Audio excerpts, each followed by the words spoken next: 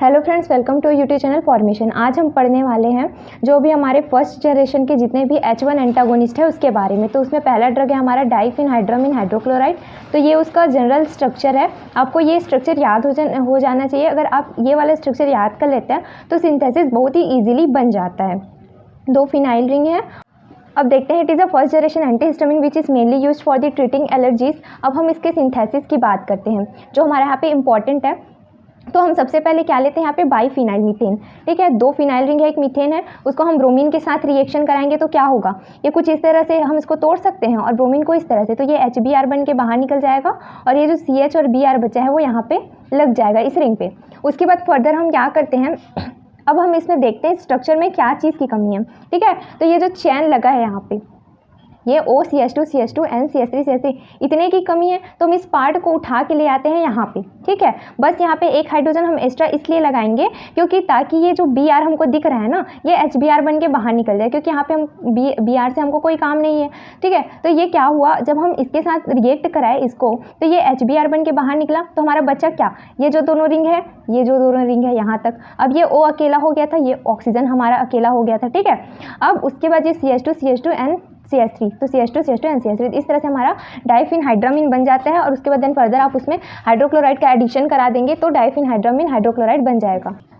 अब हम इसके मोड ऑफ एक्शन की बात करते हैं। तो ये कॉम्पिटिटिव एंटागोनिस्ट होता है H1 रिसेप्टर का। देखो, ये H1 रिसेप्टर को ब्लॉक करता है, तभी जो भी एलर्जिक रिएक्शंस होते हैं वो क्या हो जाते हैं, यहाँ पे इनहिबिट हो जाते हैं। And it also have the some anti muscarinic activity, मतलब कि जो जितने भी सिक्रीशंस होते हैं उसको भी कुछ स्टॉप कर देता है ये। And it also act as a central nervous act on the central nervous system and cause sedation. हम जानते हैं कि जो H1 जनरेशन के जितने भी ड्रग होते हैं वो हाईली लिपोफिलिक होते हैं। हाईली लिपोफिलिक होने की वजह से ब्लड ब्रेन बैरियर को इजीली क्रॉस करते हैं, इजीली क्रॉस कर लेते हैं, इसलिए यहाँ पे सेडेशन देखने को मिलता है। यूजेस की बात करें तो use to treat the allergic condition like pain, hay fever, common cold, rashes, watery eye, मतलब कि आँख से कभी कभी पानी निकलता है अगर कोई फॉरेन मटेरियल आँख में चला जाता है तो, कफ, रनी नोज एंड स्नीजिंग, ये सब क्या है हमारे एलर्जिक कंडीशंस हैं, तो सबको ठीक करता है।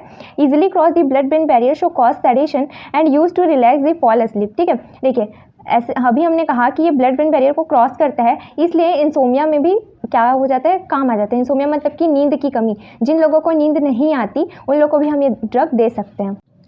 थर्ड है हमारा use in prevention and treatment of motion sickness. जो मोशन सिकनेस होता है, अब मोशन सिकनेस क्या है, इसमें ना हमारा ब्रेन कंफ्यूज हो जाता है। ठीक है, कि एक्चुअल में ये जो पर्टिकुलर पर्सन है वो चल रहा है कि कोई मोशन कर रहा है कि नहीं। जैसे कि आपने देखा होगा, आपने कभी ट्रेन से ट्रैवल किया होगा, तो जब आप ट्रेन में बैठे रहते हैं फिर आपका बॉडी हिलता है, जब अचानक से आप ट्रेन से उतरते हैं तो उस कंडीशन पे भी आपको ऐसा लगता है कि मैं चल रहा हूँ कि मैं बैठा हूँ। और उस कंडीशन पे कभी कभी किन्हीं लोगों को नॉजिया, वॉमिटिंग, ये सब के भी कंडीशंस देखने को मिलते हैं। ठीक है, तो यही होता है हमारा motion sickness.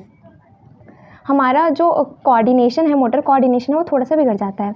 Also use in the treatment of Parkinson due to the anti muscarinic activity.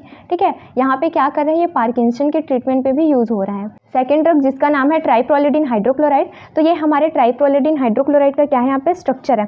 तो आप देख सकते हैं इसका नॉमेनक्लेचर जो IUPAC नेम है 2,3,1 पैरोलिडिनाइल। ठीक है, क्यों है इसका नाम, देखिए यहाँ पे 2,3, यहाँ पे हाइड्रोजन प्रेजेंट है इसलिए। ठीक है, 1 पोजीशन पे, यहाँ से हम नंबरिंग करेंगे तो 1 2 3, तो 1 पोजीशन पे आपका पैरोलिडिनाइल वाला जो रिंग जुड़ा है। ठीक, उसके बाद है 1 पैराटोलिल प्रोपिनाइल। ठीक है, देखिए यहाँ पे कैसे है 1, तो ये हमारा 1 पैरा पोजीशन पे, यहाँ पे CH3 है और इसको हम क्या बोलते हैं, टॉलुइन बोलते हैं। अगर हमारे रिंग के साथ CH3 ग्रुप, तो इसको हम बोलेंगे टॉलिल फिनाइल।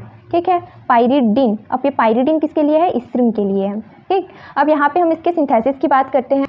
वैसे तो इसका सिंथेसिस बहुत ईजी, अगर आपको जनरल स्ट्रक्चर याद है तो सबसे पहले हम लेते हैं 1 पैरा टॉली इथेनोन। ठीक है, क्यों, यहाँ पे इसका नाम कैसे पड़ा, ये हमारा इतना टॉलुइन हो गया। ठीक है, ये पैरा पोजीशन पे। अब उसके बाद टॉली तो ये समझ आ गया। अब इथेनोन क्यों लगा है, तो मीथेन, इथेन और डबल बॉन्ड O, इसको हम क्या बोलते हैं, कीटोन, मतलब कि ओन, तो टॉली इथेनोन। ठीक है, एक फॉर्मेल्डिहाइड लेते हैं और पैरोलिडिन लेते हैं, तीनों ले लिए हम। अब उसके बाद क्या होगा, जब तीनों को हम रिएक्शन कराएंगे तो इसका हाइड्रोजन पैरोलिडिन रिंग का और फॉर्मेल्डिहाइड का ऑक्सीजन, तीनों वाटर ऑफ मॉलिक्यूल बना के बाहर निकल जाएगा, तो इसको हम बोलते हैं मैनिच रिएक्शन। ठीक है, मैनिच रिएक्शन। अब उसके बाद क्या होता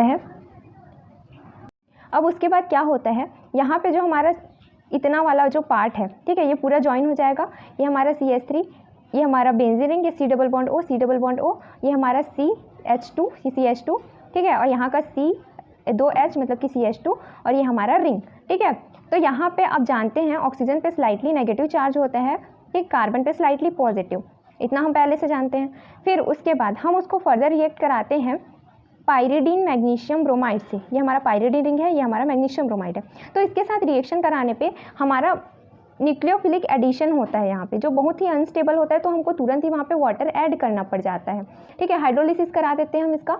तो इस कंडीशन पे क्या होगा, यहाँ से देखना, अगर मान लो यहाँ पे वाटर ली में H+OH-, ठीक, तो क्या होगा, ये पॉजिटिव पार्ट इस ऑक्सीजन पे जाएगा, तो ये चला गया इस ऑक्सीजन पे। तो देख सकते हैं यहाँ पे इतना पार्ट सेम है, यहाँ पे जो कार्बन था उसके ऊपर में ओनली ऑक्सीजन था, तो यहाँ पे हमारा हाइड्रोजन जाके जुड़ गया।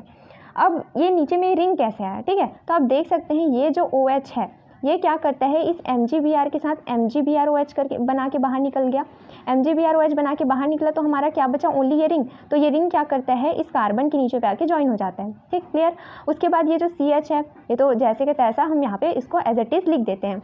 उसके बाद यहाँ से फर्दर वाटर ऑफ मॉलिक्यूल बाहर निकलता है, ये यहाँ से, ठीक। तो वाटर ऑफ मॉलिक्यूल बाहर निकलने के बाद जितने भी यहाँ पे आपके स्ट्रक्चर बचे, जैसे कि देख सकते हैं ये रिंग, ये हमारा पायरिडीन रिंग यहाँ पे, ठीक है। अब ये जब ये बाहर निकलेगा तो यहाँ का बॉन्ड यहाँ पे शिफ्ट होगा, डबल बॉन्ड CH, ये हमारा CH, ये CH2N और ये रिंग। तो इस तरह से हमारा ट्राइप्रोलिडीन बन जाता है, और फिर लास्ट में आप वहाँ पे HCl का एडिशन कर सकते हैं, तो ट्राइप्रोलिडीन हाइड्रोक्लोराइड हमको मिल जाएगा। अब हम इसके मोड ऑफ एक्शन और यूजेस की बात करते हैं। ये भी H1 रिसेप्टर को ब्लॉक करता है ना, तो bind with the H1 receptor and block the receptor. Uses देख सकते हैं, use to control the symptoms of histamine.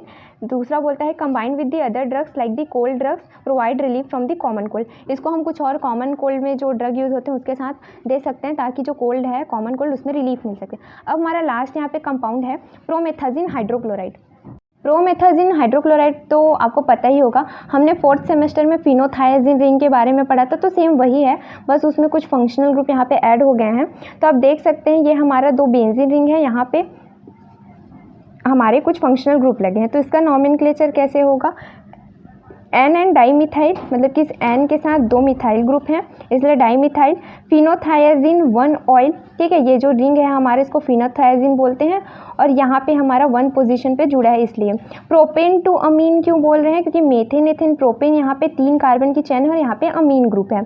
अब इसके मोड ऑफ एक्शन की अगर हम बात करें तो ये भी क्या करता है, H1 रिसेप्टर को ब्लॉक करता है, तो it act as a H1 receptor antagonist. It also inhibit the central histaminergic receptors, मतलब कि जो डोपामिन और सेरोटोनिन रिसेप्टर होते हैं उसको भी ब्लॉक कर देता है।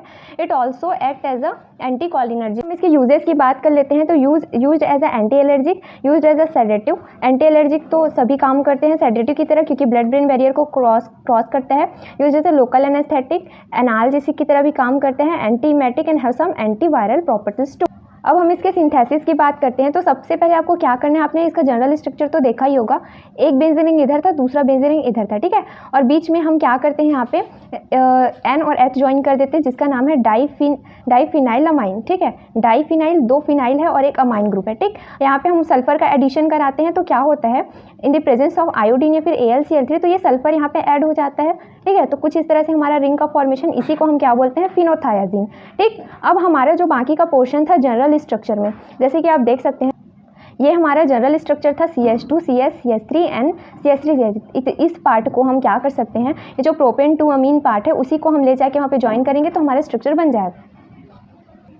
तो यहाँ पे क्या हुआ है, ये जो पार्ट है यहाँ पे हमने क्लोरीन एस्टर लगाया है, क्यों, क्योंकि ये हाइड्रोजन को यहाँ से बाहर निकालना है, तो HCl बाहर निकलेगा और ये जो पूरा पार्ट है इस रिंग में जाके ज्वाइन हो जाएगा। तो यहाँ पे आप देख सकते हैं ये जो हमारा रिंग था पहले वाला, और ये इतना जो स्ट्रक्चर है यहाँ पे जाके ज्वाइन हो गया, ठीक है।